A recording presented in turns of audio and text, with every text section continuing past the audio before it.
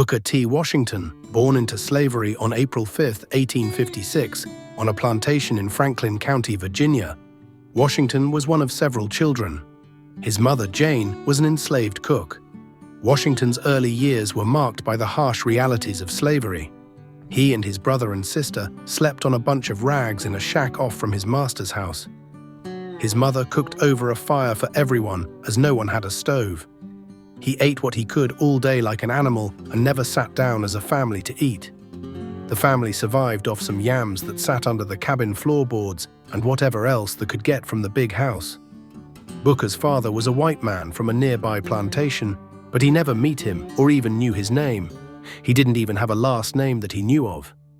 One day a man had come, a Northern soldier had come to the town, and all the black people came to see him. He read the Emancipation Proclamation and after some time informed them all they were free. The people began to scream and shout and praise God with tears in their eyes. His mother kissed him and told him this is the day she had always been praying for.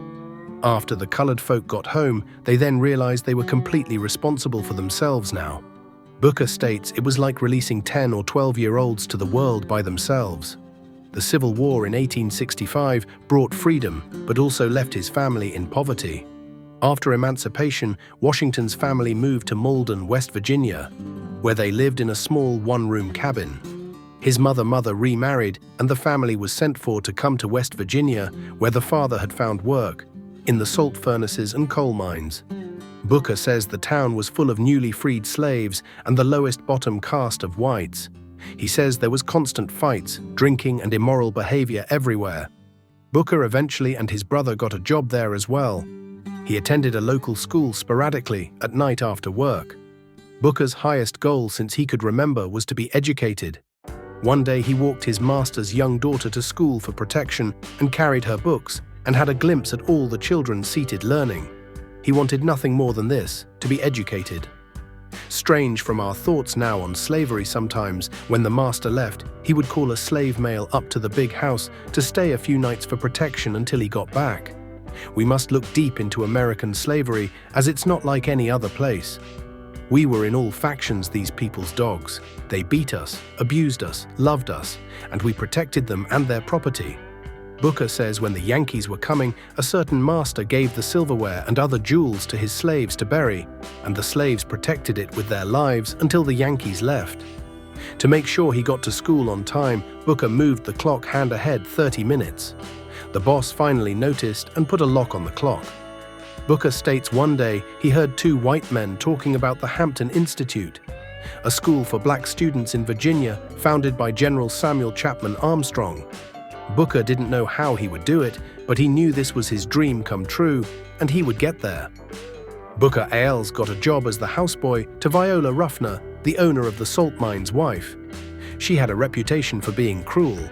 Booker worked in the house and yard, cleaned the place so immaculate, they soon became close friends as well. Washington worked tirelessly to save enough money for the journey. Most of his money went to the family. His brother gave what he could, but he didn't have any money either. His mother wanted him to get an education, but thought he may have been chasing an empty dream. Eventually, the other black people heard he was planning to go to college, and they gave him what they had on the street. An old woman would give a nickel here, another man would give a dime there. Eventually, he made his way to Hampton, arriving in 1872. Booker slept on the street on his way to Hampton, as he was not allowed in any hotels after trying once to get in. He had no money, but one morning after waking from sleeping on the street, went to a boat dock and requested work and found it. This is how he ate the next day after paying all his money for the carriage ride there. Booker eventually made it to the school, but was in bad shape after the travel. He did not know if he would even be accepted. After some waiting while the other Negroes passed him by to be accepted, the headmistress informed him to grab a broom and clean the back room. This from working as a houseboy he could do. Booker states he was so enthralled from working for Mrs. Ruffner that he couldn't bear to see trash in a yard or a button undone. He cleaned the room spotless and was then offered admission to the school. Washington worked as a janitor to pay his tuition. The school emphasized practical skills, discipline, and moral character, which left a lasting impression on him. Armstrong, who became a mentor to Washington, taught him the value of industrial education and self-reliance.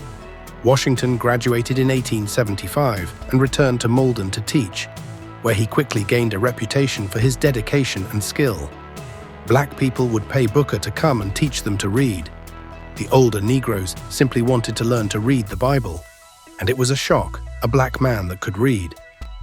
In 1881, at the age of 25, Washington was invited to lead a new school in Tuskegee, Alabama, which would become the Tuskegee Normal and Industrial Institute, now Tuskegee University. He accepted the challenge, and with little funding and few resources, began to build the school from the ground up. Washington's philosophy, inspired by his education at Hampton, was that African Americans should focus on vocational training and economic self-sufficiency, believing that this would gradually lead to social equality. Under Washington's leadership, Tuskegee grew rapidly. He recruited students and faculty, raised funds, and expanded the curriculum to include agriculture, carpentry, brickmaking, and other trades. Washington believed that by mastering these skills, African Americans could improve their economic status and gain the respect of white society. His emphasis on learning by doing and his hands-on approach to education became hallmarks of the Tuskegee model. Washington's 1895 Atlanta Exposition speech, known as the Atlanta Compromise, brought him national fame. In it, he argued that African Americans should focus on economic progress and accept segregation and disenfranchisement for the time being, a stance that he believed would eventually lead to racial harmony. While this pragmatism won him the support of many white leaders, it also drew criticism from black leaders like W.E.B. Du Bois, who felt Washington was too willing to accommodate white supremacy. Despite the controversy, Washington's influence continued to grow. He became a powerful figure in American politics, advising Presidents Theodore Roosevelt and William Howard Taft on racial issues. He used his position to secretly fund legal challenges to segregation and disenfranchisement, while publicly maintaining his philosophy of economic self-help. State and local governments have a history of underfunding black schools, despite claiming to provide separate but equal segregated facilities.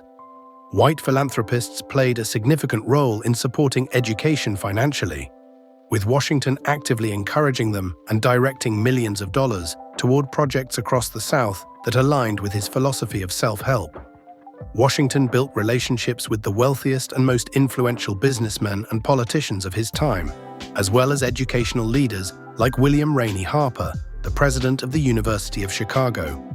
He was widely recognized as a spokesperson for African Americans and became a key figure in securing funding for educational initiatives. Washington's connections included prominent entrepreneurs and philanthropists, such as Andrew Carnegie, William Howard Taft, John D. Rockefeller, Henry Huttleston Rogers, George Eastman, Julius Rosenwald, Robert Curtis Ogden, Collis Potter Huntington, and William Henry Baldwin Jr. These individuals contributed substantial funds to organizations like the Jeans and Slater Funds. As a result of Washington's efforts, numerous small rural schools were established under programs that continued long after his passing. In addition to contributions from wealthy white individuals, black communities played a crucial role by donating time, money, and labor to schools, often matching the required funds. In October 1901, President Theodore Roosevelt invited Washington to dine with him and his family at the White House. While Republican presidents had previously met privately with black leaders, this was the first widely publicized social event where an African American was invited to the White House as an equal by the president.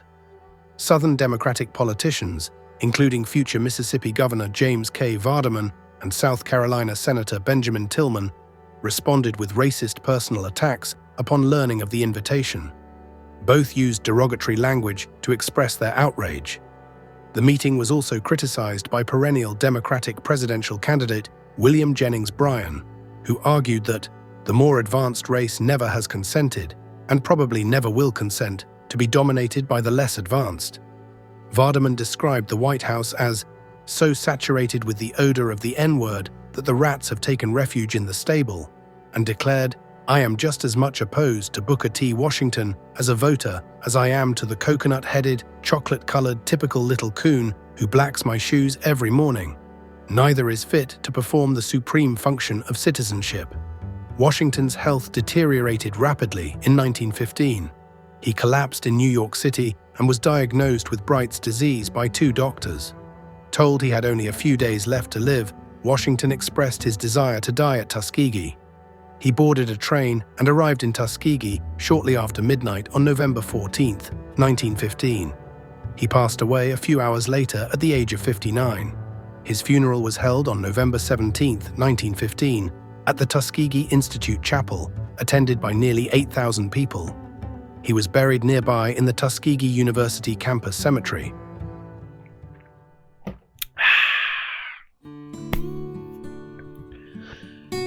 This right here is one of the greatest black men to ever live. Ever. He was a slave. He couldn't even read. He didn't even know how to make numbers whenever he was a minor. He saw the image and then recreated it. But he had that thirst and that drive to be educated. Him, like many others, walked all the way from state to state to get to these schools to learn how to read and write. All our ancestors wanted to do was get an education, to learn, to grow. What do? Most of us enjoy being stupid. I know there's a lot of stupidity being thrown at us with these characters on TV and in rap, but what are we doing? We don't got that thirst for knowledge anymore. How many books have you read? I know I need to read a lot more. We shame our ancestors. They did so much for us. It was unheard of. Unheard of. They went from, I believe it was 80-70% unable to read to 70% reading in just 30-40 years. That's unheard of. They got out of slavery and went up and built Harlem. They were not playing. They had drive. How shameful of it to us that we don't want to do nothing. We don't want to build. We don't want to grow. What's our economics? Do we trade with each other? The only economics we really do is buy weed from each other. The only thing I could fault that generation at all, and I can't really even do that because of where they came from, they didn't go for their 40 acres. We didn't get a reservation or reparations, but I can't blame them. They were slaves, man. They didn't know nothing. They was a little bit below animals or a little bit above animals, and they came out of that. Booker came out of that to be one of the greatest men ever, rubbing elbows with the most powerful men at the time. He was slick. He wasn't out there talking all that pro-black shit in public. Nah, he played the game. He took their money and then went around the back end and started funding black power movements behind the scenes. That's how you gotta move. That's how you move. We all gotta bow our heads to one of the greatest black men to ever live. Booker T. Washington.